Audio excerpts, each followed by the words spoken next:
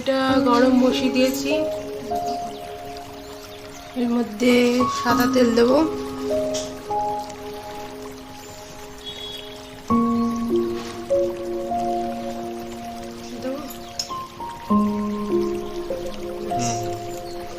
আর একটু ঘি দেবো।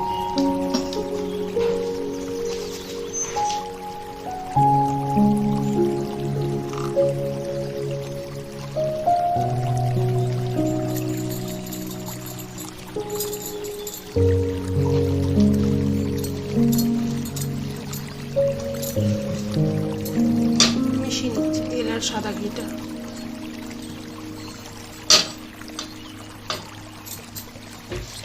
সেখানে পনির আছে, দিয়ে দিচ্ছি।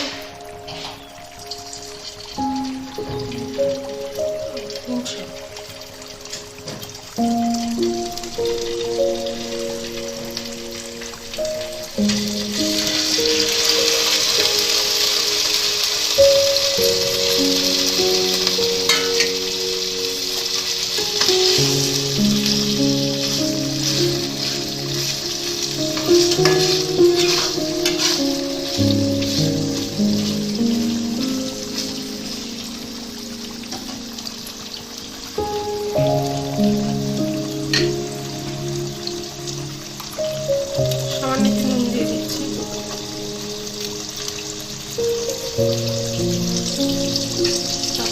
অনেকটা এপাশ সেপাশ করে ভেজে নেবো ভালো করে। ভাজতে দিয়েছি, আমি কিচ্ছু দিইনি, শুধু একটু নুন দিয়েছি। নুন দিয়ে ভালো করে ভেজে নেব। তারপর আস্তে আস্তে হচ্ছে, ততক্ষণ অপেক্ষা করি। একদম লো আঁচে করে দিয়েছি গ্যাসটাকে। এগুলোকে আমি তুলে নিচ্ছি। দেখুন লাল লাল ভাজা হয়ে গেছে।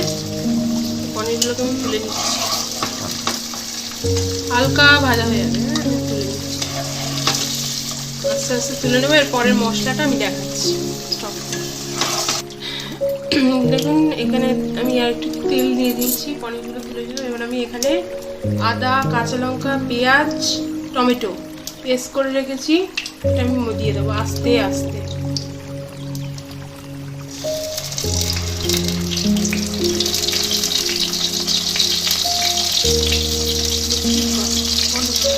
সামান্য একটু নুন দিয়ে দিয়েছি। এবার একটু হলুদ দিয়ে দেবো, যাতে মশলাটা পুড়ে না যায়। একদম অল্প আঁচে করে রেখেছি গ্যাসটাকে।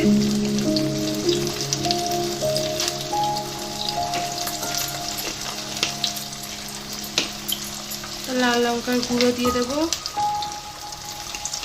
শুকনো লাল লঙ্কার গুঁড়ো।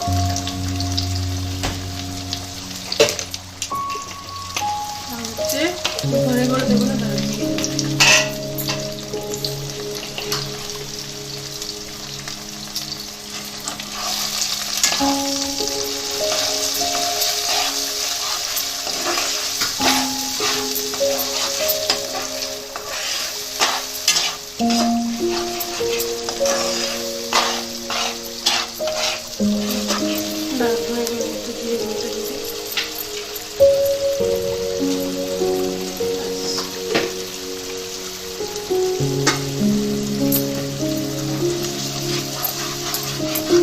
মশলা থেকে তেল না ছাড়া পর্যন্ত আমি ভালো করে কষতে থাকবো।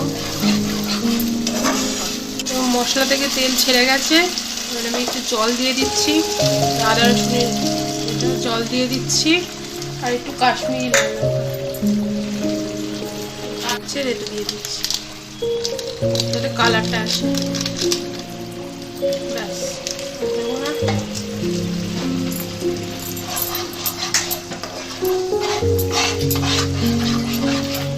আর সামান্য একটু চিনি দিয়ে দেবো।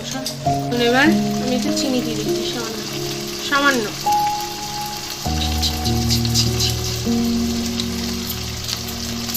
ভালো করে কষতে হবে, চিনিটা দিলে রঙটা ভালো আছে।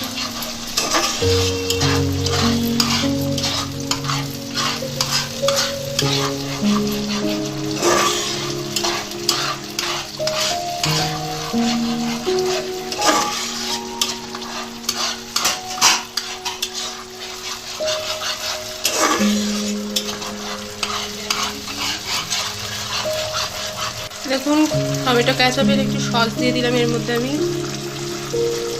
দিয়েছি সস, তাই একটু দিয়ে দিলাম। যাতে টেস্টটা আসে।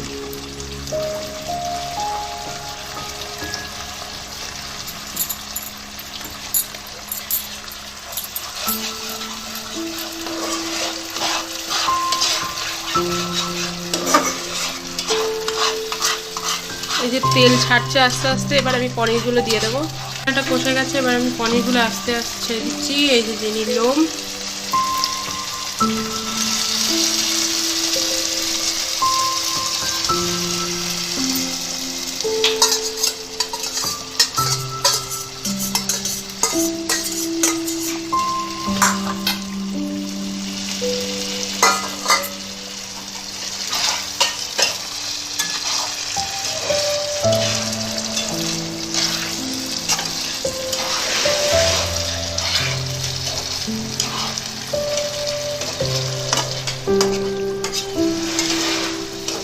ফুটিয়ে আমি নামিয়ে দেবো।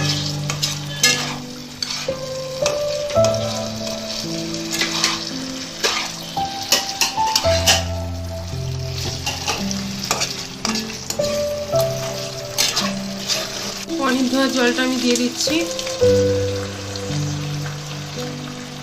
একটু ফুটবে, তারপর রেডি হয়ে যাবে আমার পনির, নিরামিষ পনির কষা।